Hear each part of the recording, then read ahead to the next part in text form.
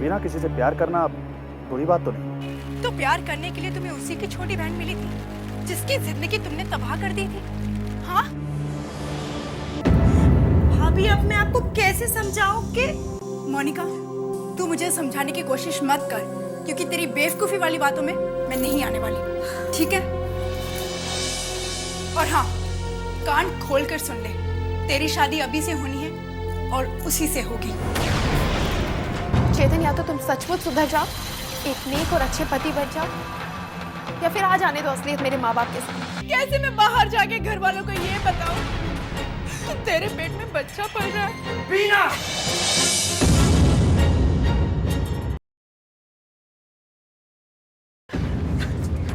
चल, तुझे माँ ही बताएगी। कुछ नहीं सुनना मुझे। चल। क्या हो रहा है ये?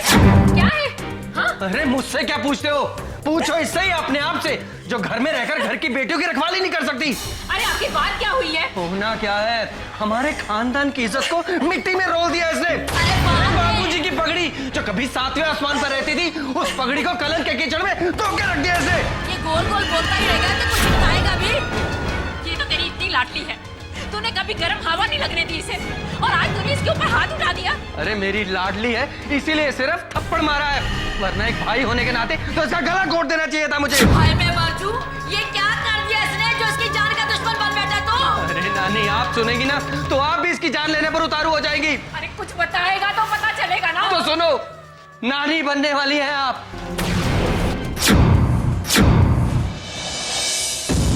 और पड़नानी बनने वाली हैं आप।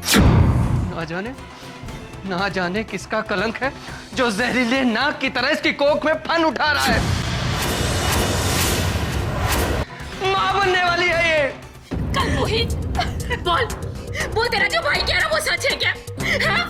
अपने खानदान और माँ बाप की इज्जत को कहाँ मिट्टी में मिला के आई है, कहाँ की अंकित करके आई है? बोल। माँ, मुझसे गलती हो गई, मुझे माफ कर दो। माफ कर दो? तुझे माफ कर दो? मैं तो तेरा खून पी जाऊंगी, मार डालूंगी तुझे, मार डालूंगी। ये आप क्या कर रही है माँ जी? छोड़ दे, आज तुम माँ बेटी के बीच में नहीं आएगी। इसकी सजा मौत है और मैं इसे मौत दूंगी। छोड़ दे माँ जी, ये सजा आप इसे नहीं, आप खुद को दे रही हैं। मार डालूंगी इसे मैं। माँ जी, इसने जो करना था ये कर चुकी और उसकी सजा मैं इसे अंदर दे चुकी हूँ। अब इसके लिए हम में से किसी को फांसी चढ़ने की कोई जरूरत नहीं है। माँ जी, अब हमें सिर्फ इतना सोचना है कि इस मुसीबत का हल किस तरह निकाले। हल वही है बीना जो माँ ने कहा है, मर जाने दो इसे। ना ये रहेगी, ना इसकी कोख में पलता हुआ कलंक रहेगा, ना हमारे घर की इज्जत सारे बाजार नीलाम होगी। कुछ होश की बात करो, ये कोई दुनिया की पहली लड़की नहीं है जिसने ये गलती की है। आज तक कितनी लड़कियों ने अपनी मर्यादा पार की है, पर उनके घर वालों ने उनकी जान नहीं ली। अरे मैं तो कहती हूँ इस मुसीबत का कोई हल निकालो। हे भगवान, इतना कुछ दिखाने के बाद ये दिन बाकी दिखाना था। इसका मौत क्यों नहीं आ जाती? रो संगीता रो, मैं तो कहती हूँ ऐसे मत रो, मुंह पे थप्पड़ मार मार के रो, छाती पीट पीट के रो। जब मैं सारे खानदान को समझाती थी तब तुम लोग को मेरी बातें समझ में नहीं आती थी। तब तो कहते थे नानी पागल है, मनहूस है, तब मेरी बातें जहर लगती थी तुम लोगों को। अब तुम सब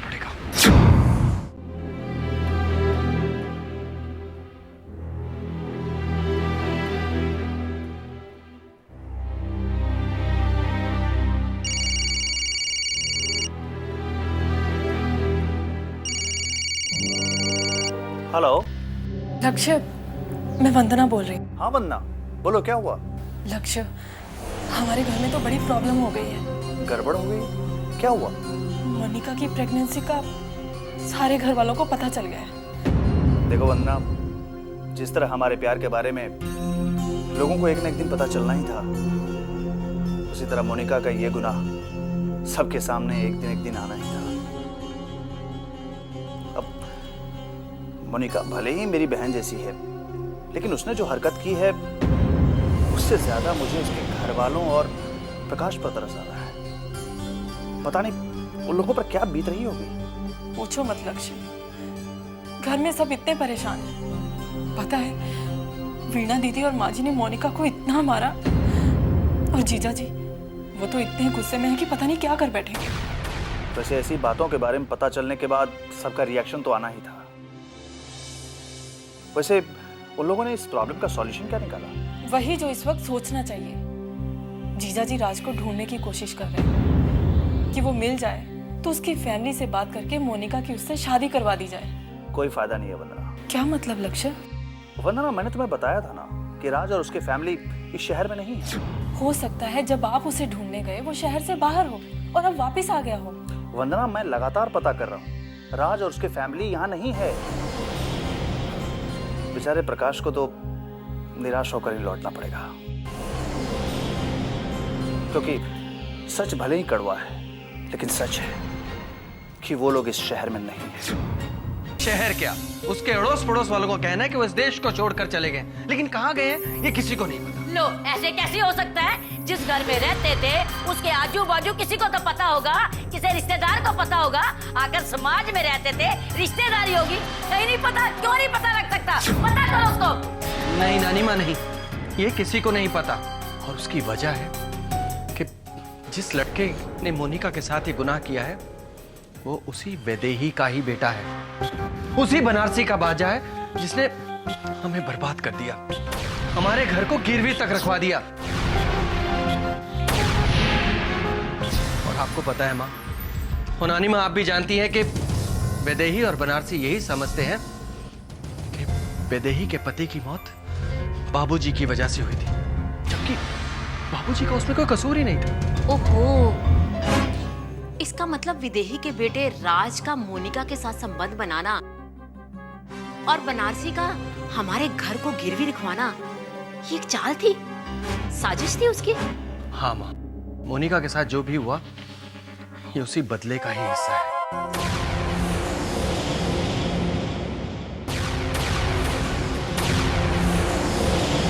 उस लड़के ने जानबूझकर मोनिका को बर्बाद किया है। राम राम राम, ये सब कुछ वैदेही ने किया तुम्हारी से बदला लेने के लिए। अब तो और कोई चारा नहीं है, या तो इसको जहर दे दो या फिर सारा परिवार जहर खा के ना इज्जत की नींद सो जाओ। राम राम राम। मोनिका, मोनिका, तुम कहाँ जा रही हो? जाने दो उसे, वो इसी लायक है कि हमारे बीच में ना बैठ सके। इस बात को आप नहीं समझेंगे क्योंकि आप एक मर्द हैं। ऐसे वक्त पे एक औरत क्या कदम उठा सकती है ये सिर्फ एक औरत ही जान सकती है। अच्छा, हम तो औरत ही नहीं, सिर्फ एक तू ही औरत रह गई है कि सबका दुख जानने के लिए। हमारे सामने तो रो नहीं सकती ना, गई होगी तकिए में मुंह छुपा के रोने के लिए। हाँ, राम राम राम राम राम। नानी माँ, इस वक्त मैं आपसे कोई भी बहस नहीं करना चाहती।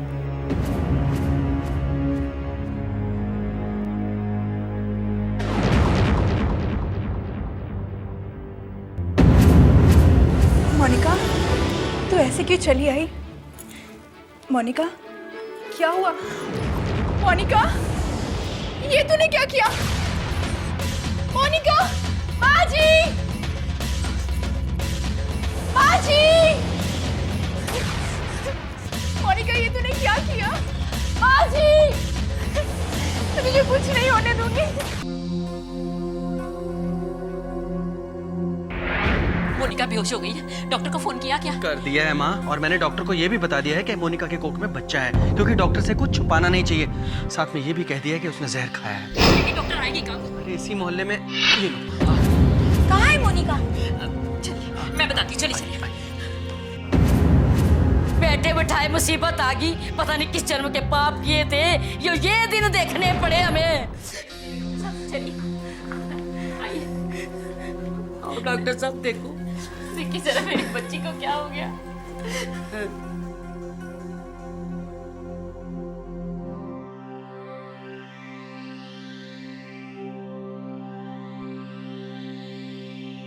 डॉक्टर, मोनिका ठीक तो है? फिलहाल मैं कुछ नहीं कह सकती, जहर का असर शुरू हो चुका है, इसे हमें उल्टी करवानी होगी। वीणा, एक काम करो, जल्दी से एक पतीला गर्म पानी ले आओ और ढेर सारा नमक ले आना। ठीक है, जाओ। आप भी थोड़ा बाहर जाइएगा ताकि मैं इसका इलाज शुरू कर सकूं। हौसला रखो।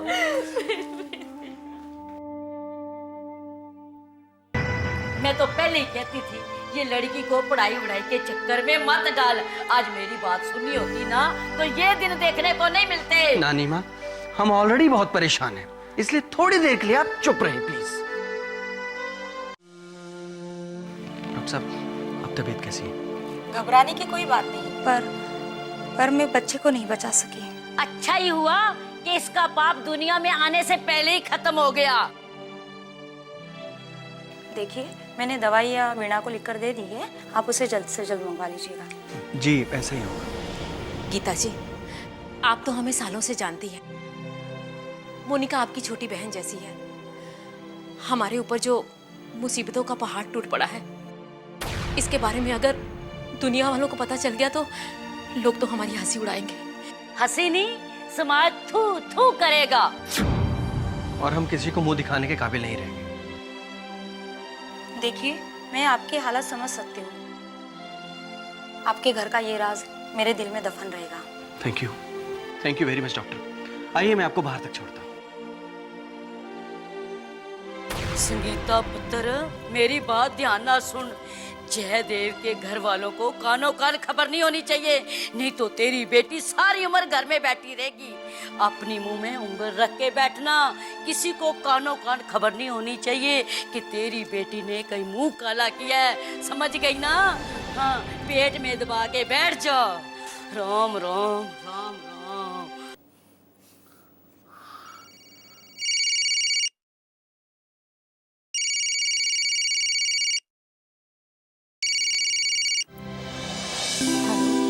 हेलो वंदना, मैं लक्ष्य बोल रहा हूँ। लक्ष्य, आप? अच्छा कि आपने फोन कर लिया। मैं अभी आपको फोन करने के बारे में सोच ही रही थी। क्यों, सब ठीक तो है ना? कुछ भी तो ठीक नहीं है लक्ष्य, आप तो अच्छी तरह से जानते हैं ना। हाँ वो तो है। अच्छा ये बताओ वंदना कि मोनिका कैसी है? आपको बताया तो था लक्ष्य, अब वो खतरे से बाहर है। लेकिन जब उसने जहर खा लिया था, हम सबकी तो जान ही निकल गई थी कि पता नहीं क्या होगा। भला हो डॉक्टर गीता का, जो टाइम पे पहुंच गई और मोनिका बच गई, लेकिन बच्चे को नहीं बचा सकी। चलो अच्छा है, मोनिका के सर पर जो बोझ था उससे उसे छुटकारा तो मिला। उससे तो छुटकारा मिल गया लक्ष्य, लेकिन हमारी प्रॉब्लम तो वैसी की वैसी है ना। आपने दीदी से बात की? हाँ मैंने तो बात की, लेकिन उसने तुम्हें नहीं बताया? नहीं तो मेरे साथ तो दीदी जब से गुस्सा हुई है और मुझे मारा है, उसके बाद से कभी उसने मुझसे बात ही नहीं की। खैर छोड़िए, आप ही बता दीजिए ना, दीदी ने क्या बोला? हाँ, बातें कामयाब तो नहीं रही। इस मामले में बिना टस से मस होने को तैयार नहीं। जानती हूँ, हमारे मामले को लेकर तो दीदी का दिल जैसे पत्थर हो गया है। चिंता मत करो वंदना, अगर हमारा प्यार सच्चा है तो इस पत्थर को एक न एक दिन पिघलना ही होगा। हमें कोशिश जारी रखनी होगी। हमें बार बार उन लोगों को यह एहसास दिलाना होगा कि हम दोनों एक दूसरे के बगैर अब कभी नहीं रह सकते। फिर देखना, एक न एक दिन हमारे प्यार के सामने उन्हें झुकना ही होगा। लेकिन पता नहीं लक्ष्य, वो दिन कब आएगा, या फिर आएगा ही नहीं। वंदना, इतनी निराशा भरी बातें क्यों कर रही हो? हाँ, बी ऑप्टिमिस्टिक। तुम्हें अपने प्यार पे भरोसा नहीं है क्या? भरोसा तो बहुत है लक्ष्य, बहुत भरोसा है, लेकिन डर तो लगता ही है ना।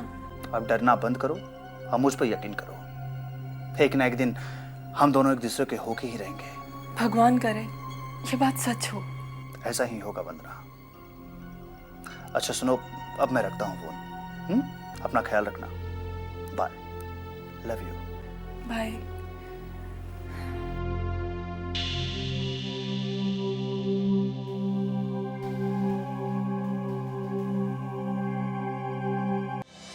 हेलो, अरे केतकी बहन जी, कैसी हैं आप?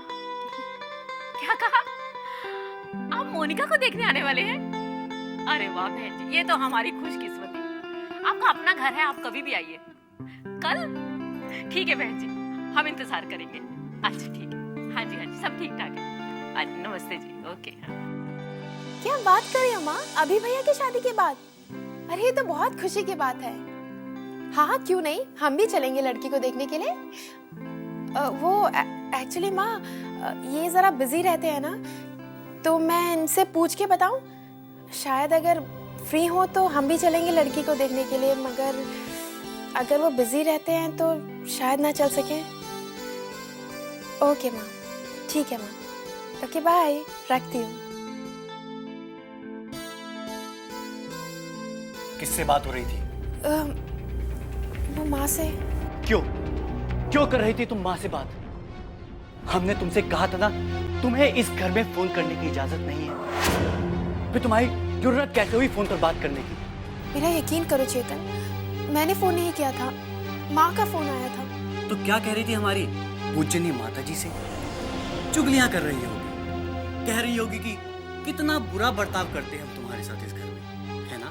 नहीं चेतन। तो फिर पति तो तुम्हारी परवाह ही नहीं करता, और सास वो तो तुम्हें दिन भर ताने देती रहती है, और बाप वो तो हमेशा इस फिराक में रहता है कि कब तुम्हारे बाप से बदला ले।